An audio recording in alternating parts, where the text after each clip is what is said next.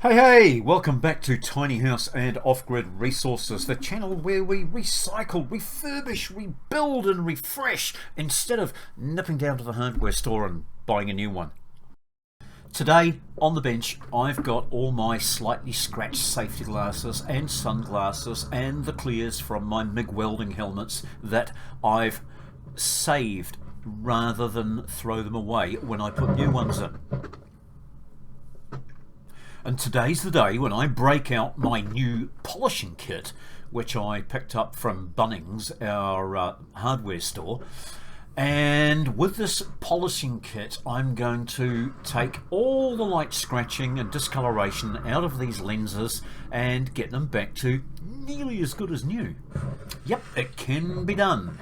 You don't need a fabulous setup. What I've got here is one of my drills held between two pieces of wood just lightly in the vise, and the trigger is held down by a zip tie, and I'm going to turn it on and off by simply pulling a battery in and out.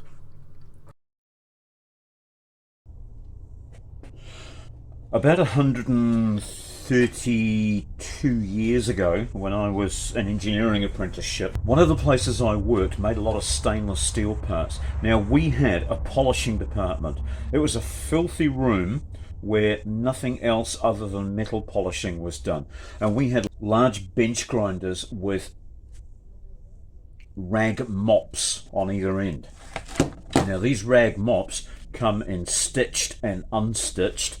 And of course, one is very soft and pliable, the other is very firm and hard for getting into corners. The other thing that we used the most of were polishing compounds. They came in three types. I've got two types here, the white and the black. There's also the red. The red is more used on copper and brass. The white is good for aluminium and plastic, and the black is good for ferrous metals.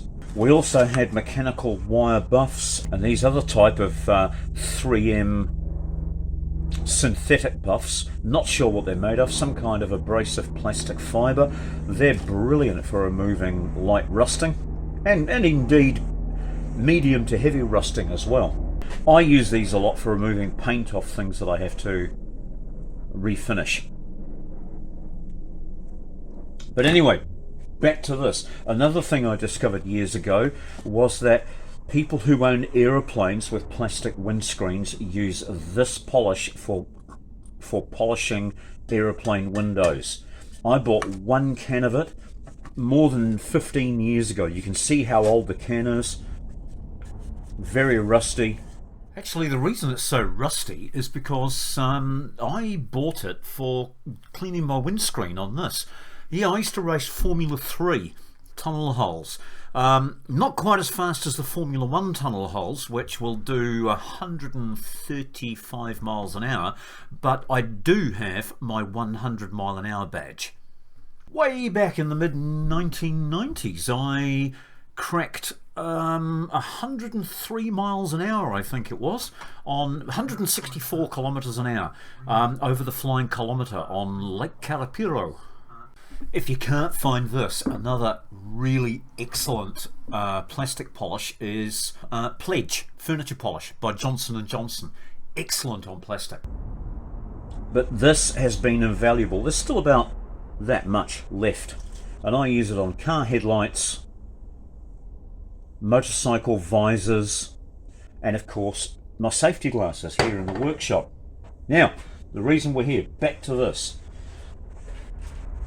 I don't like throwing things away. When I've finished with a cover off my helmet, I always just drop it back in the tray when I get a new one, knowing that the day will come one day when I'll be glad that I saved them. Well folks, today's that day. I'm going to show you how I polish these things up and make them almost like new again. So I'm going to do just one of these. You can see it's got a bit of overspray on it.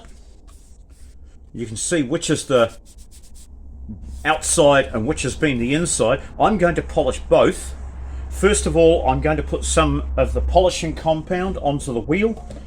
I'm just going to wet it slightly.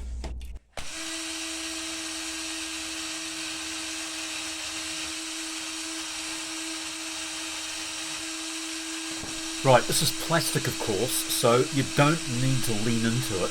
In fact, it's very important not to put too much pressure on there, because the heat will build up and you will melt your plastic clear. Not so bad if it's just a $2 plastic clear, but if it's a pair of your nice Bolle sunglasses, you don't want to go leaning into it too heavily. So just back and forth, making sure to do all the edges and do it in two directions so that you don't get lines going across it. And even though this one had several deep scratches and quite a bit of overspray on it from just being left on an open shelf while I've been spray painting something, I can see already it's coming up fairly good. So I'm going to swap over and do the other side in a moment and just re-wet it again, put a little bit more compound on the wheel, and now I can get into doing the other side. Once again, same again, takes about 15 or 20 seconds. Once over lightly in one direction and then turn it round, and once over lightly in the other direction. And quite often that is enough, and that's all you need. It's only when you've got heavier gouging that you've got to work on that you might need to wipe it clean, check it, see where the gouges are, and then reapply some more compound and re-wet the wheel and get back into it again. Now in this kit that I bought, there are two small wheels and two large wheels. The large wheels, I'm not using them for two reasons. One is that the surface speed of the wheel in meters per second or feet per second will be a lot faster and will create much more heat. And the other reason is that shortly I'm going to be doing my Bolle sunglasses, and they've got that annoying scratch on the inside where when you fold your glasses up, the end of the stalk rubs on the lens from the other side and leaves that annoying scratch on the inside of your lens. So using a small diameter buff like this means I can get in to the curvature of the lens and take that scratch out.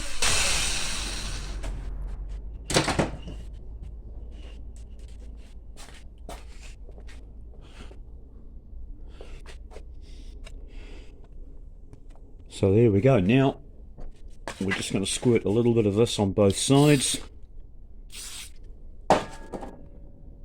and polish it up, and that will show me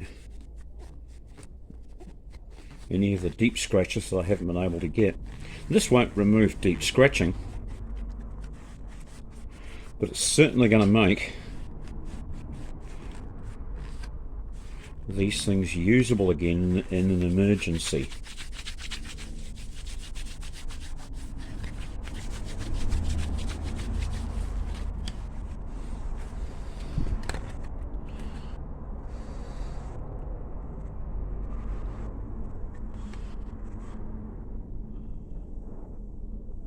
More polishing required.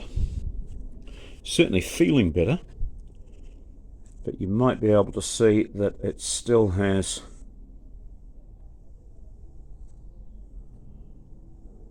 about 50% of the marks still there.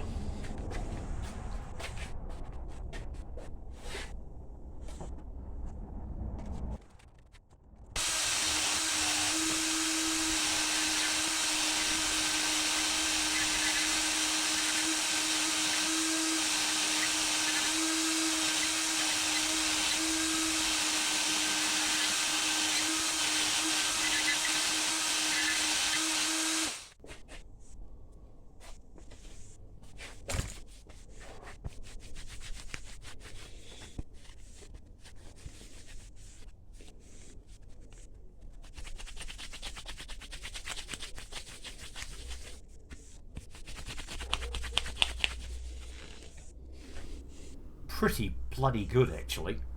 For 20 or 30 seconds per side, I'm well happy with that.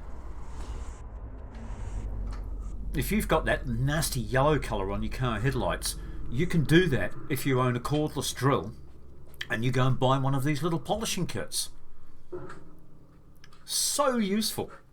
I got mine from Bunnings, but they're made by a company called Jazzco, an Australian company.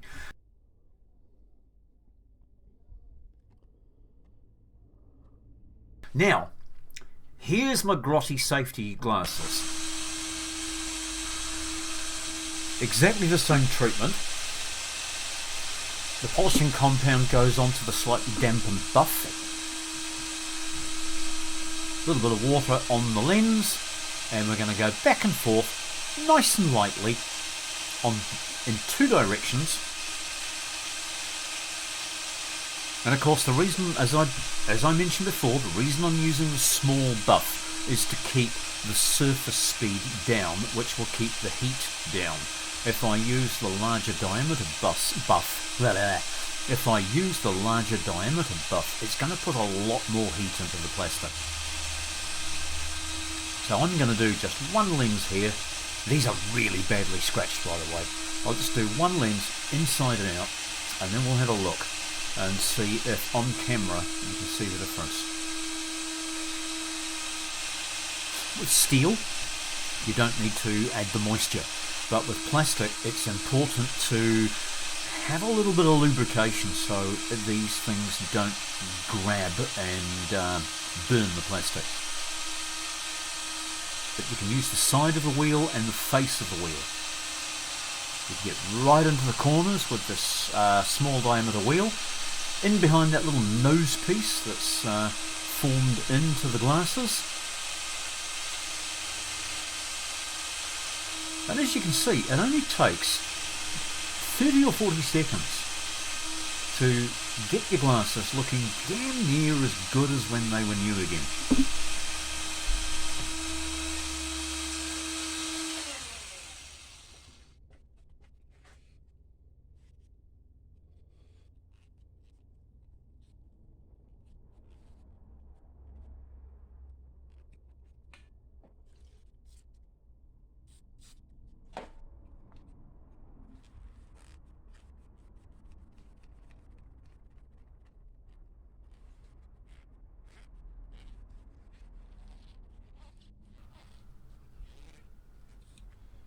Oh, check that out.